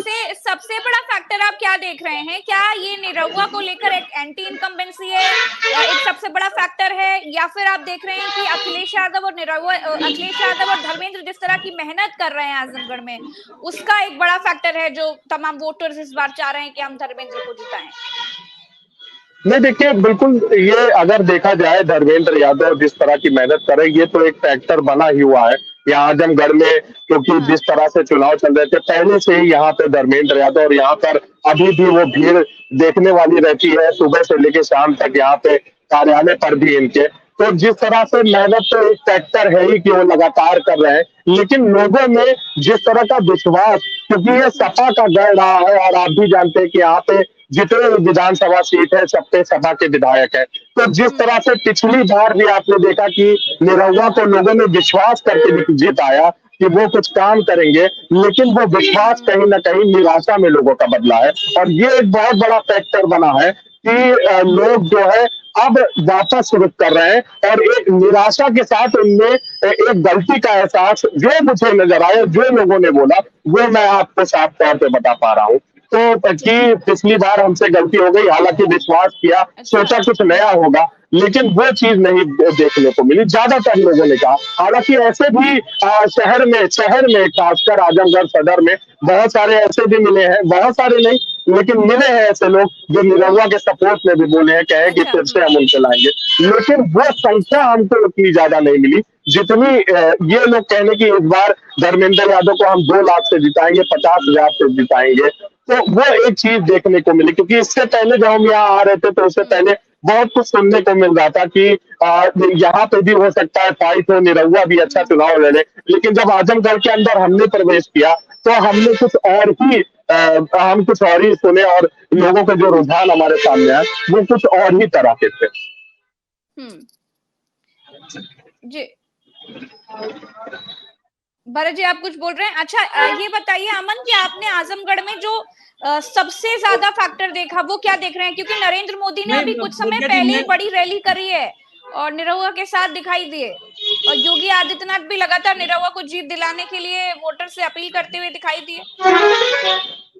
जी बिल्कुल, देखिए ये फैक्टर अगर आप देखें तो अभी भी यहाँ पर मोहन यादव भी आए, अर्पणा यादव भी आई, और तमाम यहाँ पे बड़ी रैलियां तो हुई ही, रोड शो भी हुआ आज, लेकिन वो फैक्टर इसलिए भी नहीं काम आ रहे हैं क्योंकि जिस तरह से पिछले दिनों अभी गठबंधन ने जो अपना मतलब जिस तरह से वो अपने बयानबाजियों को और अपने चीजों को सामने ला रहा है, तो लोगों में वो निराशा यहाँ ही नहीं, जिस तरह हर जगह हर सीट पे देखने को मिल रही है, वही हाल यहाँ का भी है, क्योंकि देश की जो समस्याएं हैं और वो ज्यादा हावी दिख रही है, जैसे आवारा पशुओं की समस्या हो, या आप संविधान की जो एक खतरा लोग बता रहे हैं, जो उनको लग रहा है संविधान चला जाएगा। अमन, आप क्लियर ये जीतती हुई सीट दिख रहे हैं क्या? आप इस स्थिति में है जी बिल्कुल, किसी की हार के बारे में प्रेडिक्शन कर सकें क्या? नहीं, देखिए यहाँ पे क्लियर एक जीत नजर आ रही है धर्मेंद्र यादव की, जितना मैंने अभी तक। जी बिल्कुल, क्लियर जीत देख रहे हैं। अच्छा, ठीक है जी बिल्कुल। कोई और अगर अमन से सवाल पूछना चाहता हो, चंद्रकांत जी, अनुज जी, जी अमन मुझे एक चीज बताइए, और विनय जी भी हमारे साथ हैं। अब आजमगढ़ में गुड्डू जमानी अब इधर आ गए हैं और बीएसपी की तरफ से मुस्लिम प्रत्याशी दिया गया है, तो क्या आजमगढ़ की जनता में जो मुस्लिम वोटर्स हैं वो क्या एकजुट दिखाई दे रहे हैं या उनमें बिखराव देखने को मिल सकता है? जो उपचुनाव हुआ था उसमें बहुत बड़ा मुस्लिम वोटर जो थे वो फैक्टर साबित हुए थे धर्मेंद्र यादव की हार का। तो आपको भी वहां ग्राउंड जीरो पर क्या दिख रहा है? देखिए, गुड्डू जमाली के फैक्टर की अगर बात करें तो वो बहुत मजबूत इधर दिख रहा है। हालांकि बीएसपी के जो कोर वोटर है कहीं कहीं आपको दिखेंगे कि वो बीएसपी में जाते हुए दिख रहे हैं, लेकिन अगर कहें क्योंकि इस बार जो मुस्लिम बहुल क्षेत्रों में भी और साथ साथ जो मुस्लिमों से भी हमारी बात हुई है तो उसमें भी उन लोग ने कहा कि वो गठबंधन के लिए ज्यादा इंटैक्ट है। तो आप इसको अगर आप गुड्डू जमाली का फैक्टर कहें या गठबंधन ने जिस तरह से काम किया उस चीज को लेकर और हर जगह जिस तरह से मुस्लिम सामने आ रहा है कह रहा है गठबंधन के लिए इंटैक्ट है, तो वो एक फैक्टर ज्यादा नजर आ रहा है। तो बीएसपी के हो सकता है कुछ वोटर्स और कुछ, लेकिन मुझे तो अभी तक ऐसा नहीं दिखा है जितने लोगों से मैंने बात की है। गुड्डू जमाली बहुत बड़ा फैक्टर हो सकता है, लेकिन साथ साथ मुस्लिम का गठबंधन की तरफ रुख ज्यादा दिख रहा है। ठीक है अमन जी, नजर बनाए रखिए और देखते रहिए कि क्या हो रहा है आजमगढ़ में। भाई विनय जी कुछ कहना चाह रहे हैं आजमगढ़ से? जी ठीक है। विनय, हाँ मैं आवाज आ गई आगे क्लियर आ रही है, बताइए विनय जी। मैं आपको बहुत एक इंटरेस्टिंग फैक्ट आपको बताना चाहूंगा आजमगढ़ लोकसभा के बारे में। आप हाँ, 2019 का जो बिल्कुल जो 2019 का लोकसभा चुनाव था उसमें अखिलेश यादव को जो कुल वोट मिले थे वो वोट था 6,21,578। वहीं दिनेश लाल यादव को मिला था 3,61,704। यानी कि कुल वोट शेयर था दिनेश लाल यादव का वो 35% था और वही 60% करीब अखिलेश यादव को मिला हुआ था। वही जो 2022 का जो चुनाव था जिसमें धर्मेंद्र यादव चुनाव लड़े थे उसमें 3,40,089 वोट धर्मेंद्र यादव को मिले थे और 3,12,768 वोट मिले थे केवल निरहुआ को। लेकिन वोट शेयर निरहुआ का घट गया। इसमें आप जब देखें कि 2022 का जो चुनाव था उसमें गुड्डू जमाली चुनाव लड़े थे, काफी मजबूत उम्मीदवार थे, 2,66,000 उनको वोट मिला था। बावजूद इसके जितना भी बीजेपी ने यानी इंडिया गठबंधन ने जिस तरीके से इनके लिए जो चुनावी कैंपेनिंग किया है वह कहीं ना कहीं मुझे नहीं लगता कि आजमगढ़ लोकसभा को जीतने के लिए किया, जबकि ये बगल के एक जो लालगंज लोकसभा है जहां से इस बार नीलम सोनकर जीत रही चुनाव लड़ रही है, वो उसको प्रभावित करने के लिए पूर्वी उत्तर प्रदेश जो घोसी लोकसभा है और बाकी जो लोकसभा क्षेत्र है उसको प्रभावित करने के लिए पूरा चुनावी कैंपेनिंग आजमगढ़ में किया जा रहा है। बीजेपी इस बात को जान रही है कि ये वो जानती है। हाँ, लेकिन वो मेरा जो जनरल परसेप्शन ये है कि पूर्वी उत्तर प्रदेश में अपना प्रभाव बनाने के लिए लगातार बीजेपी बड़ी रैलियां कर रही है। हालांकि प्रभाव ये क्या होगा वो तो आखिरी चरण के मतदान के बाद पता चल जाएगा। अच्छा, इंदु चौधरी का क्या देख पा रहे हैं आप? उनका क्या रिपोर्ट है? इंदु चौधरी के लिए आपको बता दें कि ये तो काफी मजबूत उम्मीदवार है बीएसपी की तरफ से, लेकिन इंदु चौधरी अभी वो उस तरीके से वो लड़ाई में आ नहीं पा रही है, क्योंकि जो उनका वोट बैंक है वो दलित ही है और दलितों का जो वोट शेयर है वो करीब 2.5 लाख के आसपास है। अगर वोटिंग का देखा जाए तो करीब 60% के आसपास आता है। तो ये बहुत अभी लड़ाई में नहीं है। वहां पे जो फाइट 1 to 1 है वो बीजेपी टू सपा है। अच्छा, आजमगढ़ में अभी मयंक अभी बताया, अमन ने, हमारे रिपोर्टर हैं वहां घूम रहे हैं, लोगों की राय ले रहे हैं, उन्होंने बताया फाइट क्लियर है जी, आजमगढ़ में बहुत कुछ बचा नहीं है। आपका क्या मानना है, अभी लड़ाई है या बहुत कुछ बचा नहीं है? आपका भी यही मानना है? देखिए, आजमगढ़ में तो बहुत कुछ बचा नहीं है। बीजेपी तो आजमगढ़ के बहाने पूर्वी उत्तर प्रदेश को साधने की कोशिश में है। मैंने जैसे बताया घोसी हो गया, लालगंज हो गया और तमाम जो प्रदेश है, चूंकि आजमगढ़ का जो लोकसभा चुनाव है वो 4 विधानसभा को मिलाकर बना हुआ है, तो चारों विधानसभा का जो चुनाव था उसमें भी विधानसभा के चुनाव में उसको हारी मिली थी। तो मुझे नहीं लगता कि बीजेपी बहुत ज्यादा आश्वस्त है आजमगढ़ के बारे में। लोग ये भी जानना चाहते हैं कि निरहुआ तो पिछली बार जीत गए थे, इस बार लोग अचानक क्यों कह रहे हैं कि हार जाएंगे? पिछली बार जीत फिर कैसे गए थे? क्या गुड्डू जमाली इकलौता ऐसा फैक्टर था जिसकी वजह से जीते थे?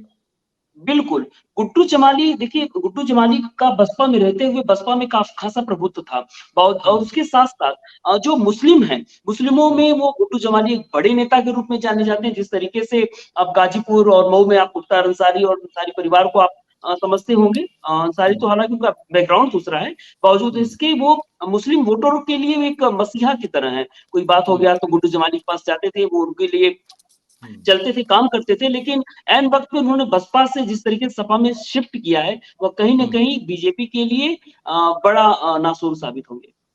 अच्छा ठीक है, विवेक जी कुछ कहना चाहेंगे क्या? जी जी, हमारे मतलब जो बस्ती का चुनाव है, जी इस परिप्रेक्ष्य में दोनों पार्टियों की जो लड़ाई है वो मोटे मोटे तौर पर अति पिछड़ों पर ही आकर के टिकी है। लड़ाई अभी हमारे यहाँ चलिए, मतलब मजबूत लड़ाई चल लास्ट रही है। जी, ये लास्ट राउंड में हम चलेंगे। इसमें मैं चाहूंगा कि चंद्रकांत जी आप जो है सीट वाइज जो है एक मोटा मोटा आकलन बताएं, और मैं एक चीज कहूंगा कि पूरे पैनल में जितने भी लोग हैं, अगर चंद्रकांत की किसी बात से आपत्ति हो, मैं ये कहना चाहता हूं कि अगर चंद्रकांत की बात से किसी भी बात से आपत्ति हो और अगर आप असहमत हो तो बीच में बोल सकते हैं, ठीक है? तो एक एक सीट की तरफ चलेंगे और देखते हैं कि कहाँ जा रही हैं ये सीटें। उसके बाद जो है उसके बाद देखेंगे। ये पहली सीट चंद्रकांत जी आपके लिए इलाहाबाद लोकसभा सीट, क्या राय है इसके ऊपर आपकी?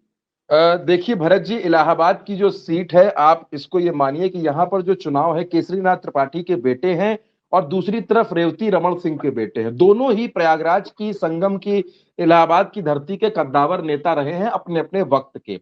लेकिन परिस्थितियां बदली हैं। उज्जवल रमण अब कांग्रेस में आ गए हैं, समाजवादी पार्टी से इनके पिता सांसद रहे हैं। कांटे की फाइट है इस सीट पर, टक्कर है, आप किसी को कमजोर नहीं आंक सकते। उज्जवल रमण को ताकत मिली है समाजवादी पार्टी से, इसमें कोई डाउट नहीं है। और सबसे बड़ी बात है कि दोनों काले कोट वाले हैं, दोनों वकील हैं, जो दोनों प्रत्याशी हैं। टक्कर देख रहे हैं आप? टक्कर, मैं टक्कर देख रहा हूं। लेकिन ये इस सीट को अगर आप देख रहे हैं कि नहीं, अभी अगर आप मुझसे ये समझेंगे एज के तौर पर, अगर आप कहेंगे कि किसके पक्ष में झुकाव को ज्यादा देख रहे हैं, तो वो झुकाव बीजेपी की तरफ ज्यादा है। इलाहाबाद की सीट पर आप बीजेपी की तरफ झुकाव देख रहे हैं? बिल्कुल बिल्कुल। अच्छा चलिए ठीक है। अंबेडकर नगर? अंबेडकर नगर में समीकरण भरत जी बदल गए हैं। समीकरण कुछ इस तरीके से बदले हैं कि 4 लाख के आसपास दलित है इस सीट पर। लेकिन रितेश पांडे जब 2019 में चुनाव जीते तो वो बसपा के टिकट पर यहां प्रत्याशी थे, बसपा के टिकट पर यहां चुनाव लड़ रहे थे। लेकिन इस बार समीकरण बदले, वो बीजेपी में आ गए। उनके पिता राकेश पांडे सपा से विधायक बने, उन्होंने क्रॉस वोटिंग कर दी। और आपको याद होगा इनके पिता 2022 में सपा में शामिल हुए थे और क्रॉस वोटिंग करके एक बार फिर से वो भाजपा के पाले में खड़े नजर आए। रितेश पांडे टिकट पा गए। लेकिन सामने जो लालजी वर्मा है, कद्दावर नेता है, पुराने बसपाई हैं, कई बार के विधायक हैं, मंत्री हैं, बसपा के प्रदेश अध्यक्ष रहे हैं, और लालजी वर्मा की पकड़ वहां जमीनी स्तर पर है। इस सीट पर भी सीट फंसी हुई है। इस सीट पर आपको अगर एज देना है तो लालजी वर्मा ज्यादा मजबूत है। मेरे अकॉर्डिंग, जितना मैं इन समीकरणों को समझ पा रहा हूं, मुझे लगता है कि लालजी वर्मा भारी पड़ रहे हैं इस बार रितेश पांडे पर। अच्छा चलिए ठीक है। तीसरी आजमगढ़ की तो चर्चा बहुत हो गई। आजमगढ़ पे तो दर्शकों ने समझ लिया, अब इस पर समय लगाना बहुत ज्यादा। भदोही पर आते हैं। भदोही का क्या कहना है? भदोही का अभी आपने जैसा अनुज जी ने पूरा आकलन किया भदोही की सीट का, ललितेश पति त्रिपाठी का बड़ा सियासी परिवार है। मुख्यमंत्री रहे बाबा कमलापति त्रिपाठी, राजेश पति त्रिपाठी के ये बेटे हैं, विधायक रहे मलिहान से, और कांग्रेस के प्रदेश उपाध्यक्ष थे। तो कांग्रेस में इनकी पकड़ है, बहुत मजबूत पकड़ है। एक वक्त में ये समाजवादी पार्टी में जा रहे थे, 2022 में जाते जाते रुक गए और उसके बाद ये टीएमसी में चले गए। लेकिन आप ललितेश के कद का अंदाजा इसी बात से लगा लीजिए कि ममता ने एक सीट मांगी उत्तर प्रदेश में और अखिलेश ने वो सीट दी ललितेश पति को भदोही में। जबकि आप देखिए ममता अलायंस का हिस्सा नहीं है भरत जी। ममता बनर्जी इंडिया गठबंधन का आज की तारीख में हिस्सा नहीं है। ममता बनर्जी ललितेश पति के लिए वोट तक मांगने नहीं आई। तो जा किधर रही है बताइए? जा किधर रही? ललितेश पति त्रिपाठी बहुत अच्छा चुनाव लड़ रहे हैं, क्योंकि भदोही में सिटिंग सांसद का भी टिकट काटा गया। अच्छा, किसी को अगर कोई आपत्ति हो, पूरे पैनल में हमारे बहुत वरिष्ठ लोग जुड़े हुए हैं, अगर चंद्रकांत की बात पर कोई आपत्ति करना चाहे तो बीच में बता सकता है, अगर कोई अपना फैक्ट या अपनी राय रखना चाहे कि नहीं किसी और की भी इससे अलग राय है तो। अच्छा ठीक है। अगली जो सीट है डुमरियागंज। हाँ, मैं असल में भरत जी, मैं इसी सीट से सबसे पहले शुरुआत करना चाह रहा था, लेकिन अब क्योंकि आप क्रमबद्ध तरीके से आ रहे थे, आपको याद होगा अभी हाल ही में उत्तर प्रदेश में घटना घटी कि नरेश उत्तम पटेल को हटाकर श्यामलाल पाल को प्रदेश अध्यक्ष बना दिया गया। इसी उत्तर प्रदेश में कुशल तिवारी जो है, ये पूर्वांचल में हरिशंकर तिवारी बहुत बड़ा नाम है, किसी को परिचय देने की जरूरत नहीं है। और हरिशंकर तिवारी के ये बेटे हैं, एक बार सांसद रह चुके हैं, मुकाबला जगदंबिका पाल से है।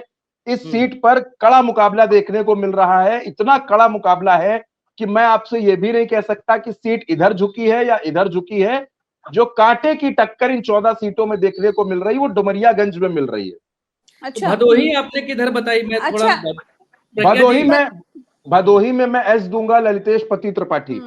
अच्छा चंद्रकांत जी, हमने प्रयागराज की चर्चा करी तो फूलपुर नहीं छोड़ना चाहिए। भरत जी रुक जाइए, फूलपुर इस विषय से नहीं छोड़ना चाहिए क्योंकि हमने देखा बीते दिनों में राहुल गांधी और अखिलेश यादव जो एक साथ आए और उनकी रैली ने जो जोश भर दिया। प्रज्ञा जी, हम लोग क्रमबद्ध रूप में आ रहे हैं, क्रमबद्ध तरीके से चलेंगे। डुमरियागंज में किधर दिया आपने? डुमरियागंज में मैं आप झुकाव की बात मत करिए भरत जी, बड़ा फंसाने वाली सीट है, स्थिर रखिए, बहुत कड़ा मुकाबला है। क्योंकि मैं नोट कर रहा हूँ, देखिए बहुत क्लियर, मैं नोट कर रहा हूँ। नहीं, डुमरियागंज में नहीं बताया जा सकता, ये बात सही है।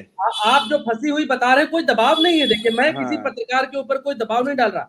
आप जो फंसी हुई बताएंगे, मैं फंसी हुई लिख लूंगा, फाइट में लिख लूंगा, लेकिन लास्ट में दर्शकों को एक ओवरव्यू मिलना चाहिए कि भाई इतनी सीटों पर कौन सी फंसी है, कौन सी झुकी है। इतना तो हम कह सकते हैं। हम बतौर पत्रकार ये नहीं कह सकते कि कौन जीतेगा कौन हारेगा, ठीक है, कोई हम कोई भगवान नहीं, हम नहीं बता सकते, लेकिन हमारे प्रिडिक्शन के हिसाब से कौन सी आगे पीछे या फंसी हुई है हम इतना कह सकते हैं। उस लिहाज से मैं लास्ट में एक ओवरव्यू दर्शकों को दिखाऊंगा कि 14 में से कितनी हमारे पत्रकारों ने फंसी हुई और कितनी निकली हुई, कितनी किसकी तरफ झुकी हुई बताई है। मैं इसलिए पूछ रहा हूं आपसे। ये डुमरियागंज के बाद डुमरियागंज आपने फंसी हुई बताई है, फाइट बताई है। जौनपुर का विश्लेषण तो आपने अभी किया था इससे पहले, तो जौनपुर का विश्लेषण मैं एक ही लाइन में आपसे जानना चाहूंगा, क्या है? भरत जी, त्रिकोणीय संघर्ष है। जौनपुर फंसी हुई, मैं इसको फंसी हुई में ही लिखूंगा। हाँ, इसमें तीनों फाइट में है। इसमें चंद्रकांत समझ में नहीं आ रहा है कि कृपाशंकर सिंह और बीएसपी के श्याम यादव आमने सामने हैं या फिर बाबू सिंह कुशवाहा और कृपाशंकर सिंह की फाइट है। तो इसमें बहुत ज्यादा कंफ्यूजन है। हाँ, वही मैं कह रहा हूँ, ये ट्रायंगल है। ये ट्रायंगल है, त्रिकोणी है। चलिए आगे बढ़ेंगे। लालगंज, लालगंज की सीट पर आप ये कह सकते हैं भरत जी कि क्योंकि यहाँ पर संगीता आजाद का टिकट काट के नया प्रत्याशी उतारा गया है, तो एंटी इनकम्बेंसी वाला फैक्टर बहुत ज्यादा तो नहीं चलेगा। लेकिन दरोगा प्रसाद सरोज क्योंकि इस सीट पर पहले सांसद रह चुके हैं, राज्यसभा भी जा चुके हैं और मुलायम सिंह के करीबी लोगों में हैं, और ऐसा कहा जा रहा है लालगंज में कि इस बार दरोगा प्रसाद सरोज के समीकरण यहाँ पर ठीक हैं। और इंदु चौधरी और नीलम सोनकर का जो मुकाबला है, ये जो एक महिला कार्ड चलने की यहाँ पर कोशिश की गई है, बीजेपी को लगा कि पिछली बार भी यहाँ महिला चुनाव जीती थी तो महिला कार्ड चला जाए, तो बीएसपी ने भी महिला कार्ड यहाँ पर चला है। लेकिन यहाँ मुकाबला जो है दरोगा प्रसाद सरोज उसमें भारी पड़ते नजर आ रहा है। तो आप मेरा अपना आकलन है कि लालगंज की सीट जो है वो समाजवादी पार्टी इंडिया गठबंधन की तरफ जाती हुई मुझे दिख रही है इस चुनाव में। अच्छा, इंडिया की तरफ देख रहे हैं। नेक्स्ट मछली शहर। मछली शहर की सीट है। तीनों प्रत्याशियों के नाम में सरोज है। बीपी सरोज पिछली बार 181 वोट से जीते हैं, लेकिन प्रिया सरोज के साथ जो मछली शहर के यंगस्टर्स हैं, जो मछली शहर की लड़कियां हैं, जो मछली शहर की महिलाएं हैं, जो युवा हैं, जो पढ़ने लिखने वाले लोग हैं, इनका एक बड़ा तबका प्रिया सरोज के साथ है। दूसरा, इनके जो पिता हैं तूफानी सरोज, केराकत सुरक्षित सीट है, वहां के विधायक हैं, उनका भी फायदा मिल रहा है। और एक इंटरेस्टिंग पहलू, वो रागिनी सोनकर जो मछली शहर की विधायक है, अभी तक नाराज बताई जा रही थी, वो रागिनी सोनकर भी अब अपनी पूरी ताकत लगा रही हैं। और आप ये मानिए कि मछली शहर की लड़ाई बहुत इंटरेस्टिंग है। कोई नाराज थी क्या? इनसे नाराज थी? नहीं, इनसे नहीं नाराज थी। असल में रागिनी सोनकर खुद लोकसभा का चुनाव लड़ना चाहती थी और वो चाहती थी कि उनको चुनाव लड़ाया जाए। तूफानी सरोज की बेटी टिकट पा गई, रागिनी सोनकर नामांकन में भी नहीं गई। रागिनी सोनकर जौनपुर में गई नामांकन में, मछली शहर में नहीं गई, और वहां उन्होंने कहा कि मुझे बुलाया नहीं गया। तो पत्रकार ने पूछा कि फिर आप क्या करेंगी, तो उन्होंने पत्रकार से कहा कि आप बताइए मुझे क्या करना चाहिए। तो एक ग्राउंड के पत्रकार ने कह दिया कि आपको चुनाव नहीं लड़ाना चाहिए। तो रागिनी ने कहा कि ठीक है, मैं नहीं लड़ाऊंगी। ये आपस की बातचीत और कैमरे में रिकॉर्डेड थी जो सामने आई। लेकिन अभी मैं रागिनी सोनकर का एक लेटेस्ट इंटरव्यू देख रहा था एक बड़े मीडिया ग्रुप के साथ, उसमें उनका कहना है कि हम पूरी ताकत से दोनों सीटों पर समाजवादी पार्टी को चुनाव जिताने जा रहे हैं। तो मैं ये मानता हूं भरत जी, मैं ये मानता हूं कि प्रिया सरोज हमको, आपको, हम सबको चौंका सकती हैं। नहीं चौंका तो सकती हैं, किधर झुकी हुई दिख रहे हैं आप, सपा की तरफ? अब मैं कह रहा हूँ चौंका सकती हैं तो प्रिया सरोज समाजवादी पार्टी की प्रत्याशी है, हो सकता है कि उत्तर प्रदेश को एक युवा चौंकाने वाली बात फाइट- चंद्रकांत जी हम नहीं कर फाइट रहे हैं। है। हमको आप ये बताइए, झुकी हुई देख रहे हैं, फंसी हुई देख रहे हैं? नहीं, प्रिया प्रिया- सरोज अच्छा चुनाव लड़ रही है, इसमें कोई मैं दो राय प्रिया नहीं। पत्रकारिता सरोज- में एक वर्ड ये- है ये चौंकाने वाला, कि परिणाम चौंकाने वाले होंगे, तो आप सोचिए किसके पक्ष में चौंकाने वाले होंगे। नहीं, चूंकि प्रिया- पहला चुनाव है उनका और बहुत अभी 25 या 26 साल उम्र है उनकी, 26 साल उम्र है, तो उस पे अभी जिताना मुझे नहीं लगता कि वो उतना सही रहेगा, क्योंकि एक्सपीरियंस उतना ज्यादा राजनीतिक तौर पर है नहीं, और बीपी सरोज अच्छे खासे माहिर खिलाड़ी हैं। लेकिन हाँ, लेकिन इसमें कोई दो राय नहीं है फंसी हुई कि देख रहे हैं, लेकिन- झुकी हुई देख रहे हैं। नहीं, मैं झुकी देख रहा हूं, और मैं झुकी प्रिया देख रहा हूं सरोज- प्रिया सरोज के साथ, क्योंकि जब राजनीति में लहर चलती है तो फिर एक्सपीरियंस और नॉन एक्सपीरियंस दोनों बातें किनारे हो जाती हैं। तो मैं तो प्रिया सरोज के पक्ष में इस सीट को देख रहा हूं। अच्छा, नेक्स्ट फूलपुर की सीट भरत जी, क्योंकि सिटिंग सांसद का टिकट काटा गया है बीजेपी में, और प्रवीण पटेल विधायक है, उनको टिकट दिया गया है। लेकिन शुरू से लेकर आज तक, जब से फूलपुर का चुनाव डिक्लेयर हुआ है, क्योंकि आप देखिए ये सीट कांग्रेस की परंपरागत और पारिवारिक सीट है, और इस सीट पर अमरनाथ मौर्य अच्छा चुनाव लड़ रहे हैं। जो मेरा आकलन है, क्योंकि राजा भैया के इंपैक्ट की मैं बात पिछले एक हफ्ते से लगातार कर रहा हूं, लगातार मैं ये बात कर रहा हूं कि राजा भैया का इंपैक्ट है, और राजा भैया का इंपैक्ट फूलपुर में भी है। तो फूलपुर में आप ये मानिए कि अमरनाथ मौर्य की तरफ ये सीट झुकी हुई, आप मेरे अकॉर्डिंग इसको मानिए कि झुकी हुई। चंद्रकांत, एक बात और नहीं भूलनी चाहिए, फूलपुर में ही हमने अभी तस्वीर देखी अखिलेश यादव और राहुल गांधी, वो बहुत बड़ा, लोग उसकी बहुत चर्चाएं कर रहे हैं, और अगर वो जनसंवाद वोटिंग में, हाँ, अगर वो वोटिंग में तब्दील होता है तो यहाँ भारतीय जनता पार्टी के लिए थोड़ी मुश्किलें, थोड़ी क्या बहुत मुश्किलें पैदा हो सकती हैं।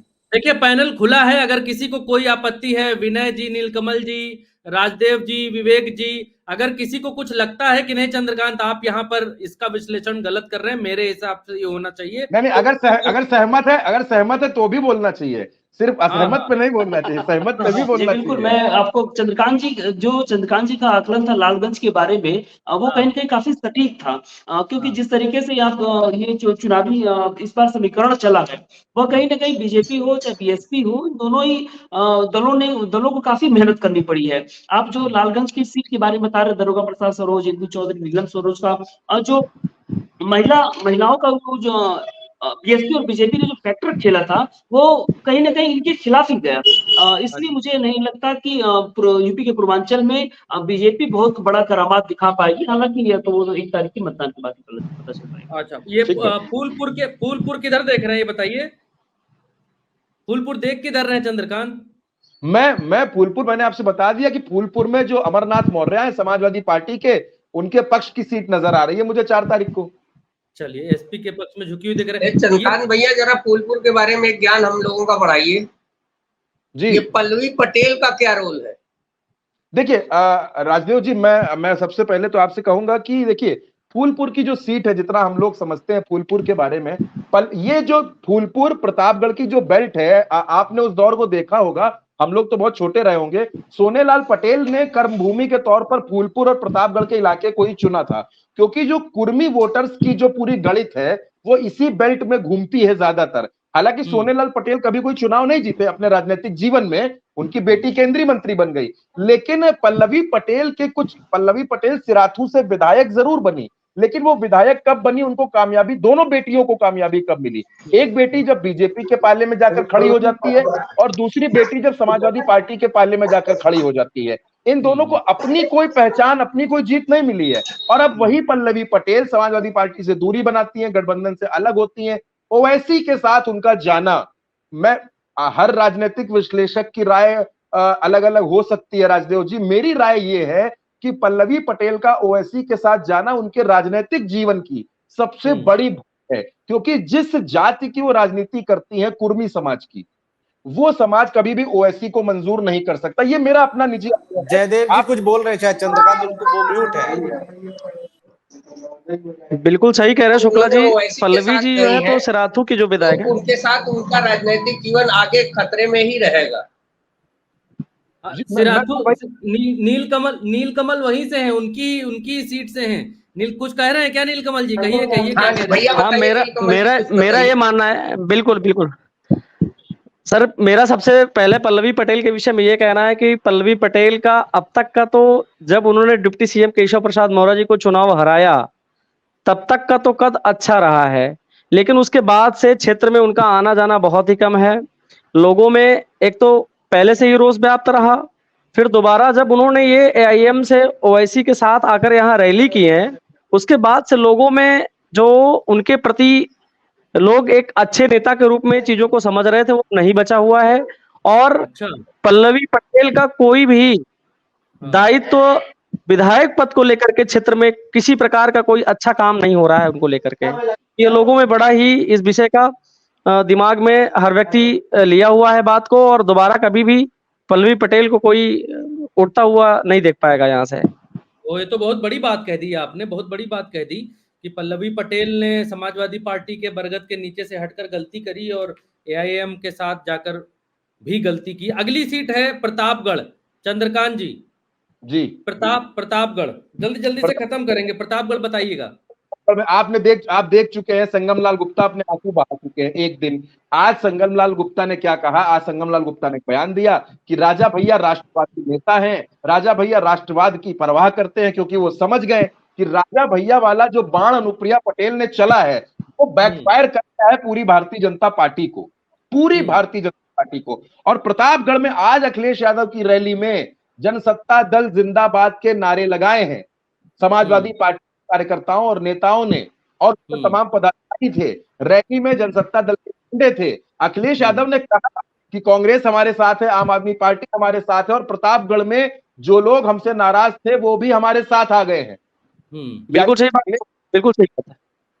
अखिलेश यादव ने भी धन्यवाद दे दिया। मैं आपसे कह रहा हूं, मैं आपका झुकी है कि इधर है कि उधर है, मैं आपसे ये बता रहा हूं, एसपी सिंह पटेल का चुनाव जीतने जा रहे हैं भरत। और अगर मैं इतने मैं बिल्कुल कॉन्फिडेंस के साथ आपसे कह रहा हूं, क्योंकि मैं आपको नीलकमल जी मुस्कुरा रहे हैं, वहीं पर बैठे हुए हैं। प्रतापगढ़ हमेशा से ही प्रमोद तिवारी और रघुराज प्रताप सिंह के बीच में रही है। ये तो एक्सीडेंटल आ गए थे संगमलाल गुप्ता जी, क्योंकि बाल कुमार पटेल समेत ढेर सारे कुर्मी नेता वहां अपना भाग्य आजमा चुके हैं।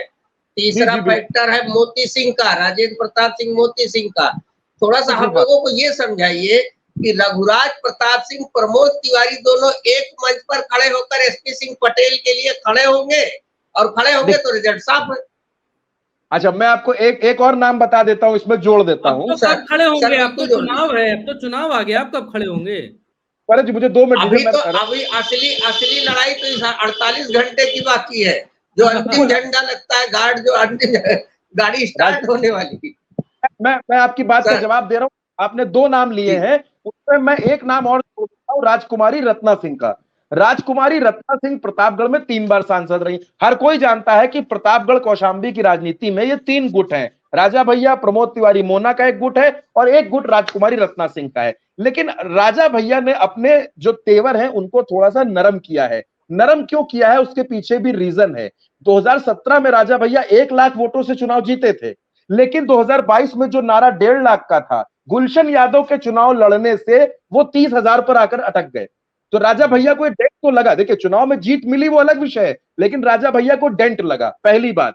दूसरी बात यह, अनुप्रिया पटेल ने जो स्टेटमेंट दिया, अगर राजा भैया अब भी भारतीय जनता पार्टी का सपोर्ट करते तो जिस तरीके से गुजरात से लेकर पश्चिमी उत्तर प्रदेश व क्षत्रिय समाज नाराज था, और धनंजय सिंह से भी क्षत्रिय समाज नाराज है कि वो भाजपा के साथ चले गए, तो राजा भैया को वो नुकसान झेलना पड़ता। अब राजा भैया का राजनीतिक इतिहास है, राजा भैया 5 अलग अलग मुख्यमंत्रियों की सरकार में मंत्री रहे। आप मुझसे ज्यादा बेहतर जानते हैं, मैं सिर्फ आपको रिकॉल करा रहा हूं कि ये समीकरण रहे हैं। लेकिन प्रतापगढ़ में राजकुमारी रत्ना सिंह 2019 में 77,000 वोट पाई थी, और 46,000 पाए थे गोपाल जी जो इस समय एमएलसी हैं, अक्षय प्रताप। तो उन दोनों को ही अगर आप जोड़ लेंगे तो प्रतापगढ़ का समीकरण साफ हो जाता है। राजनीति में आप भी जानते हैं, ना स्थायी शत्रु है ना स्थायी मित्र है, राजनीति में सब कुछ तय होता है। श्रावस्ती जल्दी आएंगे। श्रावस्ती भरत जी, की सीट ऐसी सीट है जिसको आप ये मानिए कि ये सीट भारतीय जनता पार्टी के खाते में झुकी हुई सीट है। वो इसलिए है क्योंकि भारतीय जनता पार्टी का ही ये नारा है कि एक व्यक्ति 2 पदों पर नहीं होगा, लेकिन साकेत मिश्रा उसमें अपवाद है। ये एक साथ 3-3 पदों पर आ रहे हैं। कैसे? पहला भाजपा के संगठन में है, दूसरा एमएलसी है और तीसरा लोकसभा का टिकट पा गए हैं। पहचान ये है कि नृपेंद्र मिश्रा के बेटे हैं। अब नृपेंद्र मिश्रा कौन है वो शायद आज की तारीख में किसी को बताने की जरूरत नहीं है। पूरी ताकत झोंकी गई है श्रावस्ती की सीट पर। मुस्लिम वोट यहां ठीक ठाक संख्या में है, लेकिन सपा और बसपा में बंटता हुआ नजर आ रहा है। बाकी ब्राह्मण भी यहाँ ठीक ठाक है। तो मैं ऐसा मान रहा हूं, क्योंकि इसके पहले भी यहाँ पर दद्दन मिश्रा भी यहाँ पर सांसद रह चुके हैं। तो श्रावस्ती की सीट पर भरत जी आप म्यूट हैं। आप बोलिए चंद्रकांत जी। बीजेपी की तरफ मान रहे हैं आप, बीजेपी की तरफ ना? सुल्तानपुर चंद्रकांत जी जल्दी जल्दी। सुल्तानपुर को मैं क्या कहूँ, राजदेव शुक्ला जी हमारे वरिष्ठ है, उन्होंने सारी बातें कह दी, लेकिन फिर भी मेरा जो उन्होंने ये नहीं बताया झुका किधर है। राजदेव शुक्ला जी किधर झुकी है, इसका तो आप ही बताइए सुल्तानपुर का। सर ये देखिए, ये सीटें धीरे धीरे एकदम सामने सामने सपा और भाजपा के बीच में कांटे की टक्कर है। भाजपा को एज इसलिए है कि पिछले साल भर से ये लोग बूथ मैनेजमेंट पर काम कर रहे हैं। बूथ को लेकर के इन्होंने अच्छी तैयारी कर रखी है। मेनका गांधी को लेकर के जनता में कोई निगेटिव फैक्टर नहीं है। काम किया है नहीं किया है ये फैक्टर नहीं। उनका एक कार्यशैली बड़ी अच्छी रही है। वो सुबह जब जनता दर्शन करती थी तो फोन स्वयं अधिकारियों को करती थी और जितनी कंप्लेंट आती थी उसका वो फीडबैक लेती थी। होता क्या है कि कंप्लेंट आप नेता को दे देता है फरियादी और उसकी शिकायतें हो जाती, वो हुआ कि नहीं हुआ इस पर कोई फीडबैक नहीं। लेकिन उनका ये था कि उन्होंने अपने पीआरओ को, अपने सिस्टम को ये ठीक कर रखा था। उसकी वजह से उनके खिलाफ इनकम्बेंसी मेनका गांधी के खिलाफ नहीं। तो मतलब सुल्तानपुर में फाइट है या झुकी है? नहीं झुकी नहीं, फाइट है। अब बूथ अब क्या है कि अगर गठबंधन अपने बूथ मैनेजमेंट को कर ले जाता है, उसके मतदाता पूरे पहुंच जाते हैं। जैसे क्या हुआ है कि वोटर लिस्ट को लेकर के केवल भाजपा के कार्यकर्ताओं ने काम किया है, बाकी किसी दल के कार्यकर्ताओं ने बीएलए तक नहीं बनाए, और बनाए तो कागज में बनाए। वोटर लिस्ट आज भी कार्यालयों में रखी हुई है, जो निर्वाचन आयोग ने 25 जनवरी को दे दी थी कि कार्यकर्ताओं को दे करके वो जाकर के वोटर लिस्ट ठीक कर लो। कई कार्यालयों को मैंने रखी देखी हुई है। मैं क्या कह सकता हूँ? तो अब आप समझ लीजिए कि चाहे पार्टी नेतृत्व को धोखा दे रहे हैं यहाँ के नेता, चाहे यहाँ के प्रदेश नेतृत्व को धोखा दे रहे हैं। यदि बूथ मैनेजमेंट पर आकर आप उनसे नहीं लड़ सकते तो भारतीय जनता पार्टी से देश में कहीं भी नहीं लड़ सकते। और ये एक फैक्टर है जो भाजपा को क्या कहूँ, मेनका गांधी को एज दे रहा है आज की डेट में। आज चूंकि चुनाव खत्म हो गया, आज से कल तक ये क्या होंगे और परसों किस तरीके से अपने मतदाताओं को ले जाकर के डालेंगे। क्योंकि 55 से 60% मतदाता इस समय वोट देने को तैयार है इंडिया गठबंधन में। क्योंकि बसपा का हमारा एकदम किनारे हो गया है, तो उसके 7% वोट भी कहीं बाएं दाएं जाएंगे, क्योंकि 5-6% वोट वो पाएगा। लेकिन 5-6% वो वोट भाजपा अपने मैनेजमेंट करके ले जाती है, प्रलोभन से ले जाती है, मना कर ले जाती है, योजनाएं बता करके ले जाती है, खरीद कर ले जाती है। जिस पर देखना है ना कि कौन क्या करता है। ग्राउंड लेवल पे तो सारी चीजें खुली है कि हर काम करना ही है अगले 24 घंटे में। तो इसलिए ये एकदम लड़ी हुई सीट है, क्योंकि पिछली बार ही 14,000 में था। और सोनू सिंह के आने से बहुत बड़ा फैक्टर है। सोनू सिंह, निषाद और कुर्मी, ये तीनों जो है एक बड़े फैक्टर। क्योंकि निषाद पिछले चुनाव में 95% भाजपा के साथ था, कुर्मी भी 99% था। कुर्मी बिरादरी भी बसपा से लड़ रही है, निषाद सीधे लड़ रहा है। और निषादों को मैनेज करने के लिए संजय निषाद ने आज 2 कार्यक्रम करे। और जिसको देखो हर मंच पर मेनका गांधी के सिर्फ निषाद और यही ओबीसी कुर्मी यही खड़े किए जा रहे हैं। सवर्ण नेता नहीं खड़े हो रहे, सवर्ण नेताओं को काम पे लगाया गया। चलिए अब बारी, और मेनका गांधी इस तरीके के हर बयान से बच रही है। अब बारी वर्डिक्ट की है कि हमारे इस पूरे प्रोग्राम में हम लोगों ने अलग अलग जिलों से, अलग अलग जगहों से लोगों को बिठाया, पत्रकारों को बिठाया समझने के लिए कि हवा क्या है, मामला है क्या, हवा का रुख क्या है। तो सब लोगों के हिसाब से हवा का रुख ये निकला है कि कुल 14 सीटें हैं। 14 सीटों में से 7 सीटें इंडिया की तरफ झुकी हुई दिखाई दी हैं। 7 सीटें, जिसमें अंबेडकर नगर इंडिया की तरफ झुकी हुई, भदोही इंडिया की तरफ झुकी हुई, और लालगंज इंडिया की तरफ झुकी हुई, मछली शहर इंडिया की तरफ झुकी हुई, फूलपुर इंडिया की तरफ झुकी हुई, प्रतापगढ़ इंडिया की तरफ झुकी हुई, और ये इतनी सीटें जो हैं इंडिया की तरफ झुकी हुई, और एक सीट और है, वो है आजमगढ़ की सीट। आजमगढ़ अगर मिला लेंगे तो ये 8 सीटें हो जाती हैं जो इंडिया की तरफ झुकी हुई हैं। 8 सीटें, 14 में से 8 भारतीय जनता पार्टी की तरफ झुकी हुई इलाहाबाद की सीट बताई गई हमारे इस चर्चा में कि अभी से एकदम झुकी हुई सीट है। और एक सीट जो है ये इलाहाबाद की भारतीय जनता पार्टी के पास झुकी हुई दिखाई गई। फंसी हुई में जिनमें कांटे की टक्कर है, किधर भी जा सकती हैं, चाहे इंडिया की तरफ चली जाए चाहे बीजेपी की तरफ चली जाए, उनमें एक सीट है डुमरियागंज। फंसी हुई में एक हो गई डुमरियागंज, दूसरी फंसी हुई हो गई जौनपुर, तीसरी जो फंसी हुई यहां पर सामने निकल कर आई है वो है सुल्तानपुर, किधर भी जा सकती है, और एक फंसी हुई बताई गई है बस्ती, वो भी कहीं किधर भी जा सकती है। तो 1 2 3 4 सीटें फंसी हुई हैं और 8 सीटें इंडिया की तरफ जाती हुई दिखाई दे रही हैं और एक सीट बीजेपी की तरफ जाती हुई दिखाई दे रही है।